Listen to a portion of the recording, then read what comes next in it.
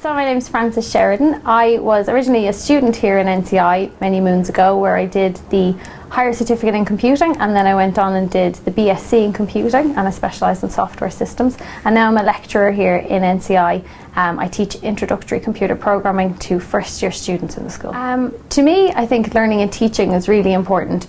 I would put a lot of emphasis on trying new things in the classroom. I don't like to just go in and do your typical kind of lecture, leave students. I like students to get stuck in and to get their hands dirty and to get to play around with the programs and to really try and understand what's going on as opposed to just memorize what's going on.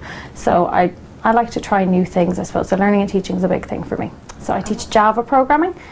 We do kind of introductory stuff, so start at the very beginning and teach students all the basics. I do both. The flipped classroom is one of my newer teaching methods that I've tried out with the first year students, where students get presented with all of the lecture content via video, and so they watch a video lecture at home and then they come to class, and where normally you would do your homework at home, where you try to put into practice everything you've learned, we do homework in class now. And it means that I always kind of refer back to when you learned maths in secondary school. The teacher would show you one maths example and you'd go home and try it, and then you'd get to the example you hadn't seen before and you might stop and not finish your homework.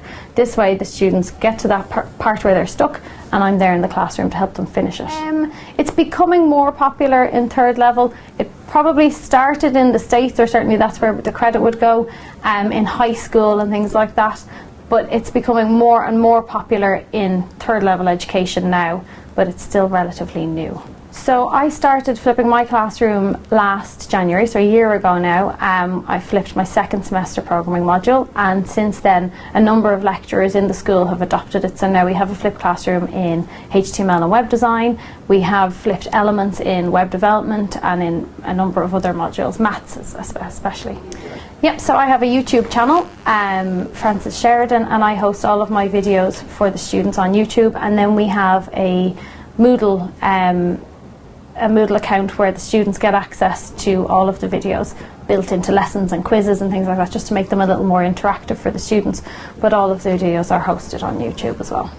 Students love it. Yeah, students really enjoy it. They like that they can pause me, rewind me, try to understand what I've said again. A lot of them will watch the videos over and over again. What's particularly interesting for me is the week of exams, when the hits on the YouTube channel spike because students are panicking and watching everything all over again.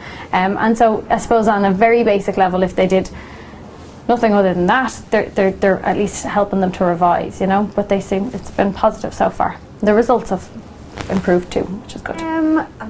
We get a broad range of students on the course at the minute. The typical cohort on the daytime program would be your Leaving Certificate students who have just finished school, but more and more we're getting an increasing number of mature students who are returning to education after a long time.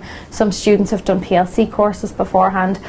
We also apply all the same methods and videos in the evening courses, where it's all people who are working full time and they're doing this probably to get their qualification even though they're already working in IT.